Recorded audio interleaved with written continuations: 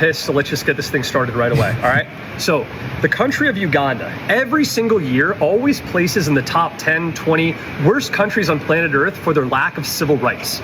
They have no freedom of speech. They've got no freedom of expression. They have no protections for their LGBTQ communities. The World Economic Forum and every other international association doesn't even send Uganda money anymore because every time they do, it magically disappears into the shadow of corruption, all right? Simultaneously, we've got someone running for mayor of New York City who is from Uganda, but instead of coming here and expressing a shred of gratitude or recognizing that America is his last safe harbor, protecting him from what would have been a life of oppression and discrimination in his home country, does nothing but criticize America. He criticizes our society, our institutions, our culture. He stands antithetical to pretty much everything America stands for. And why is this a critical nuance vis-a-vis the rest of the waves of immigration that have come to America? I'll tell you why. Because between the years 1890 and 1954, when something like 20 million European immigrants came to America, they came here because they loved this country. Thanks. They believed in the American dream. They instilled the American spirit in their children and their grandchildren. They were ready to fight in World War I. They laid down life and limb in World War II. They recognized expressly that America was a light on this globe, saving them from the political unrest, turmoil, and famine of their home countries, okay? So here's a radical concept. How about we stop letting folks in this country that actually fucking hate America? And two, why don't we never ever dream about letting one of them run for mayor of Western civilization's greatest fucking city? I think that's real. I think that's real. I like that guy. But I also do think I stand by everything he said. A lot of the people who are pushing the hate America is all the Democrats. They say, oh, the oppression, all the black people oppressed, all the women oppressed, all the gay. They say everybody's oppressed and it's so bad. And then that ideology becomes what a lot of people, pretty much everyone on the left, thinks. And the schools are also pushing this. So when you got all these people pushing this, it's not a surprise. I mean, it's what happens. You cannot complain about America and then... I mean, that's what liberals do, though. I mean, it's interesting because I just think it's been a long time coming because we have the news outlets that push it. It's on social media. They push it so all hard. These Democratic platforms and spokespeople all push that same message of oppression and racism and blah, blah, blah, blah. It's bad. And the way that people are just so brainwashed and think and pushing it is just a result of that. And, okay, y'all answer this question to me. Before we started on YouTube, did you think that it was controversial to fly an American flag? Yeah, I won't say. I kind of did. I didn't say. I won't say it was controversial, but I wasn't one of the people that would do it. Like the merch for the I would think I wouldn't have wore it. People, me either. Would you ever wear it? No, I had a Team USA bag, track and field, but that's as far as they would get. Yeah, that's the team. You wouldn't. As far as like people on the left literally look at the American flag, the country they live in, and say, "Don't flag that." That is crazy to fly in America. I see people say the American flag is racist. No, yeah, I actually people used to say that. Without YouTube and without all this stuff we've seen, like I don't know where I would be right now, honestly. I know. And with it was all when that taking the Kaepernick stuff started. Yeah, like that made people really think, like they started kneeling for the anthem and they started saying the flag itself was racist. Yeah. I'm like more than proud to rock the American flag. Boy, me too. Like I'm more than proud to be an American now, actually. And I'm proud. Let me tell you about a product that has absolutely changed my life. It's called Beam, and it's a sleep powder that you mix together every night before you go to sleep, and has all types of ingredients to help you go to sleep fast, stay asleep all night, and wake up feeling refreshed. I've gone to sleep doctors. I've tried all types of melatonin and magnesium, and nothing helped me as much as Beam. Truly, guys. Beam is running a sale where they're selling all of their products for 50% off. That is the biggest sale that Beam has ever done, and the biggest sale that we have ever had on the Cartier family channel. Beam.com, code Cartier. Do you buy the idea that free buses would make them faster? No. Why not?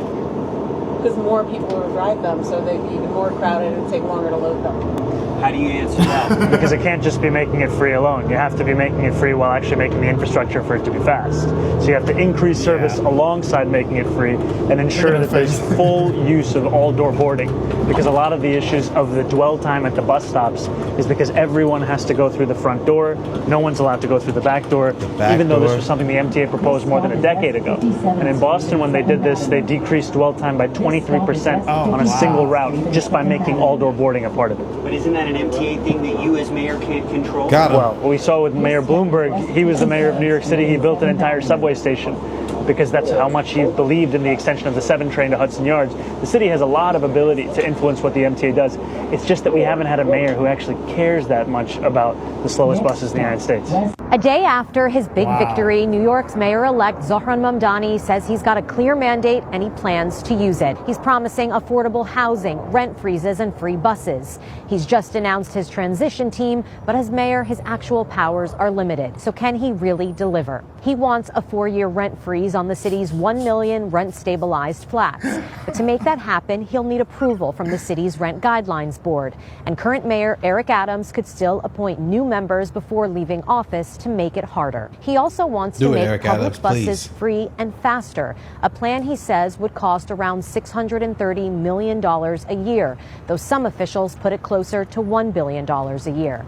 To pay for it all, Mamdani wants to raise corporate taxes and add a 2% surcharge on anyone earning over $1 million. But the governor and state legislature would have to agree, and Governor Kathy Hochul's made it clear she's against new taxes ahead of her own election. So will Zohran Mamdani turn his bold promises into action, or will political reality hit first? Like literally everything he promised will not happen. So they're saying, "Oh, buddy, so you're saying you're gonna build new buses, buddy? You're gonna cut a hole in the bus? He said we're gonna make put a more. dough? He said we're gonna put more buses out, make more, and let people come in through the back door too. Are you kidding me? I do not bud? like him, bro. Bro, now liberals are stupid, actually, though. Bro, the reason why he won because he said he's gonna freeze the rent. How does he even have the power to do that? I forgot. I actually forget about that. Half the shit he promised, he doesn't have the power as mayor to do. He says things that are sounding good, like the tax the rich thing.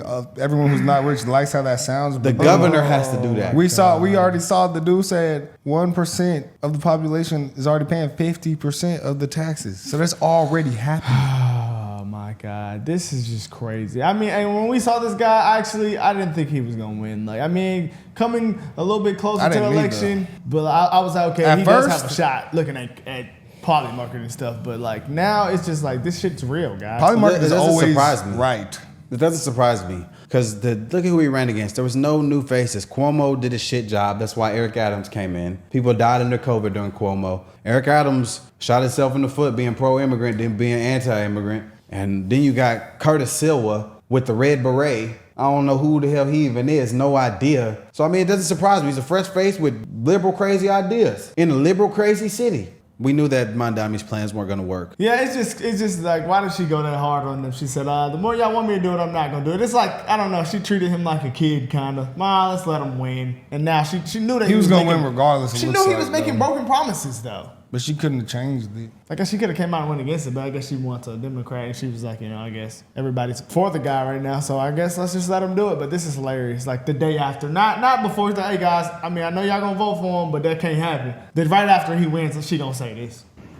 I'm from Buffalo. We don't put up with a lot of crap. So I just want to set the stage that, you look at the history of people who've run multi-million-dollar ad campaigns to try and get me to change my position. I don't change my position. So I just want to put it out there. I respect people's opinions. I respect the proper place to convey them. And so I've said to people, I hear you. And that was important. But also, there's a time and place.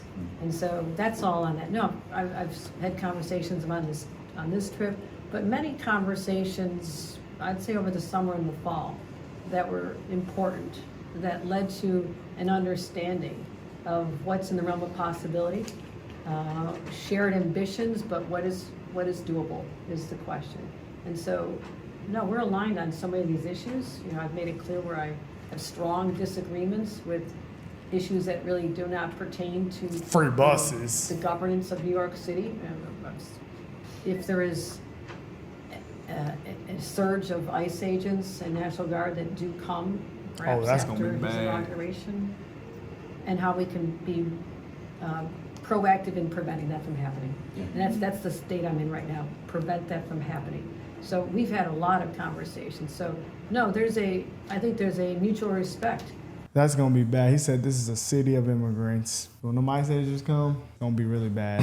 It's interesting. Statistically, fact, it is like one of the highest immigrant populations. That's actually contributed to why Mamdani won. That's why that's just gonna be crazy. Too many immigrants. Man, I heard this guy grew up rich too. Who? Mamdani? Yeah, he's rich. Yeah, he lived in a house with a maid on private housing. That's Where's why he liberals from? are so stupid. He's from Uganda. They always talking about He somebody grew Where's up he from rich in in New America? York. somebody never From could New York. relate to us. This guy can't relate to you either. That's true. Let's see what DeSantis said, man. They said these New Yorkers are on the way to Florida. Night, he wins this big victory.